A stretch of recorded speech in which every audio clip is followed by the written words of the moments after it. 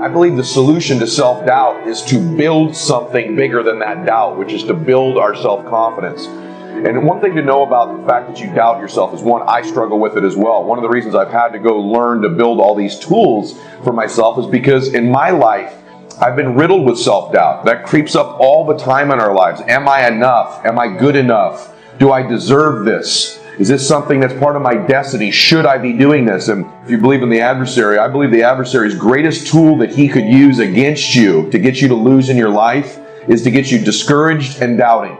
These are two of the most chaotic things that the adversary can do to us, or that we do to ourselves in our own minds, is to get ourselves doubting, to get ourselves discouraged, because you can't win when you doubt and you can't win when you're discouraged.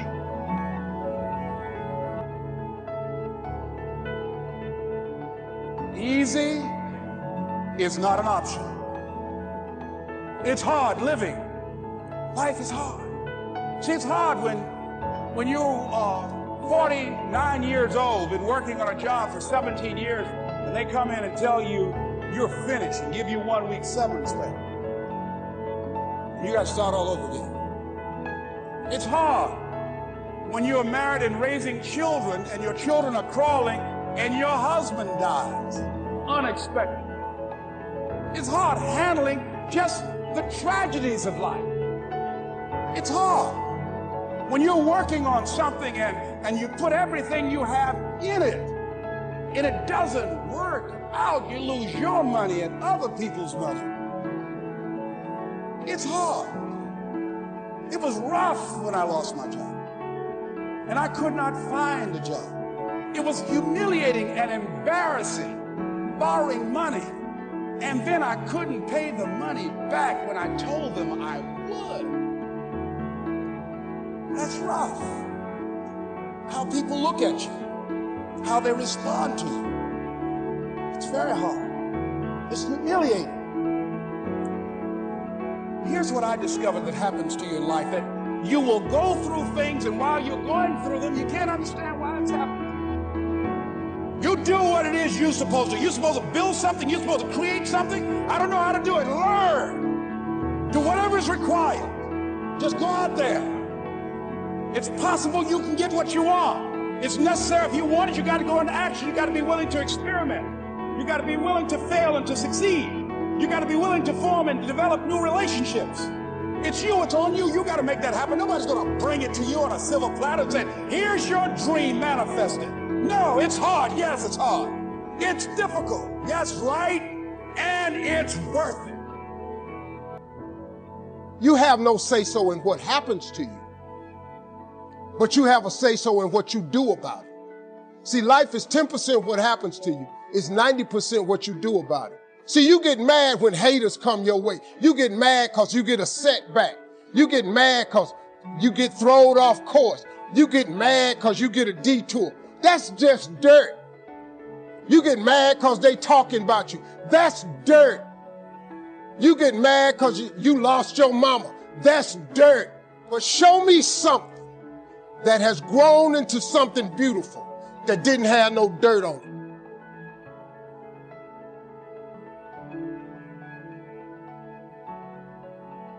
See, you get tripped out because you got dirt on you, but you need dirt on you to develop, because dirt ain't just dirt. Dirt is fertilizer. Dirt is nutrients. Dirt gives you the strength for your seed to push through. See, you got to have dirt on you to push through something. Everything you see that's beautiful starts out as a seed, but that seed got to get dirt on it. You got to have dirt on you to grow into what God got for you. I became very aware of what it's like not to have a home. You know, a home, man, is important. No matter how small it is, no matter how bare or meager, at the end of the day, you have the right to be able to say, I'm going home. And I don't care how funky of a day you had, man, if I could just get to my house, I don't care what it looked like. I don't care what the furniture looked like in there, but man, if I could just turn the key and shut the door and be in my house, that's just a moment of relief. I didn't have that. I wouldn't gotten your car's not a home. There ain't no moving around. Once you get in the front seat, you're pretty much there. It was very, very difficult, man, but It put a determination in me too, because I was determined. I was determined to be something. And my dreams of being a TV personality was bigger than, I was homeless, man. I mean, you're in a position where you're going, I got nowhere to go except up. I might as well keep hustling. I was in comedy. I just wasn't making nothing. All the money I was making, I was sending back home to my wife and kids. That didn't last long. She got tired of that real fast. But I couldn't go back to Cleveland because I wouldn't have enough money to drive back down south to perform. One time I drove to the house in Cleveland. I finally got enough money. I drove to the house in Cleveland. Everybody was gone. I didn't see my kids for almost 2 years. I ain't see her, nothing. So they just left, boarded up the house. So I said, okay, I ain't got nowhere to go. So next thing you know, I'm in the car. I lived there, but it taught me determination, man. I'm a really, really determined person. It also taught me that no matter what happens to you, it ain't over. What you did back there ain't got nothing to do with what God got for you. What you did back there was learn the lessons to get you to where you are at this particular moment right here. But what God got for you, do you know, man, that you can actually mess your life completely up? You can jack it all the way up and you can turn around and get it right. Identify your gift and get busy with it. The thing that you do the absolute best with the least amount of effort, that's your gift. Get busy at that. If it's drawing, if it's teaching, if it's sharing, if it's caregiving, that's how you become successful. Pull yourself together and quit tripping because you in the process. First of all, let me tell you this right here. Why are you tripping? I look back on my life at all that I've been through. So the stuff I'm currently going through, I have built up enough reservoir that living in the car taught me that this ain't it. So the things I'm going through now, I know this ain't it. So all I got to do is sit tight. I ain't in a bad place. Now, I ain't where I want to be, but the spot I'm in is better than where I was. I ain't homeless. So what I'm going through right now, y'all don't know, I got some challenges. People think when you get famous or rich that your problems is over. Oh, they got a whole new set of them for you. They got some stuff you ain't seen. Biggie wrote a song, said one time, more money, more problems. I got to tell you something, that boy wasn't never lying. But I'll tell you the truth right now. The problems I got right now, I take them. Because the problems I had when I was homeless, I don't want them no more. See, money gonna change your life a little bit, folks. All of you gonna get more, but you gotta ask for it. I said, you have not because you ask not. Listen to me. You have not because you ask not. But you don't ask because you ain't got that together. The only reason I'm telling you this, because this is how I made it. I just do me. I'm just being me. I stay uniquely who I am because you are okay just the way you are.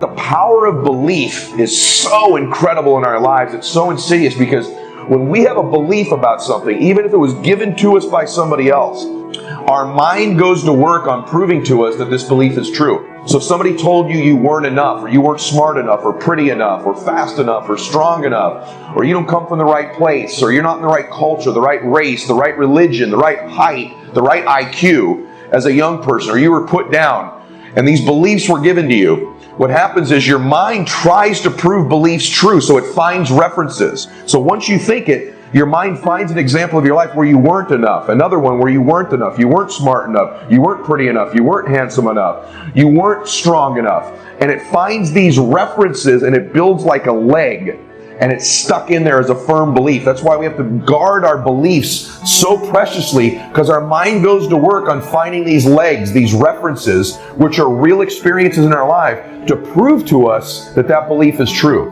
And so although you may believe it to be true about you, these doubts and negative thoughts you have, these were not your original thoughts. That's a powerful thing to understand because you weren't born this way. You weren't born doubting. You were born perfect. You were born believing you were going to do something great. You were born happy. You were born believing you were going to do something special with your life. As a baby, I promise you, you had no negative self-talk. You had no negative self-doubt. These are external sources. So important to know because those thoughts aren't really who you are. They're somebody else's thoughts they gave you because of how they felt about themselves. When you're working at your dream, somebody said the harder the battle, the sweeter the victory. Oh, it's sweet to you. It's good to you. Why? See, when it's hard and there's a struggle, see, what you become in the process is more important than the dream. That's far more important. The kind of person you become, the character that you build, the courage that you develop, the faith that you're manifesting. Oh, it's something that you get up in the morning, you look yourself in the mirror, you're a different kind of person. You walk with a different kind of spirit. People know that you know what life is, that you have embraced life. You knew it was hard, but you did it hard. As you go through the challenges of life, and you look at it and embrace whatever comes to you, don't run from it. Step toward it. Don't try and duck it like most people do. See, most people want it easy. See, easy come, easy what? Easy go.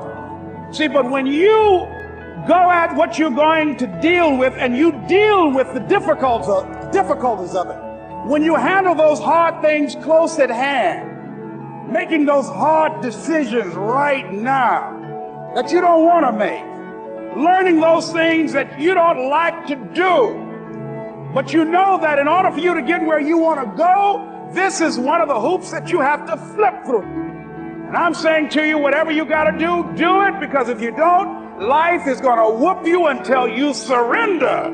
You must have faith. You've got to believe in yourself. You've got to believe in your abilities. You've got to believe in your service, your company, your ideas, unquestionably.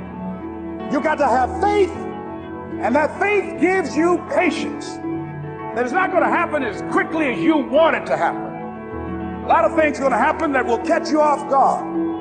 And so therefore you've got to deal with and handle it as it comes. And not only that, but that faith and patience drives you into action. You've got to keep moving and keep plugging away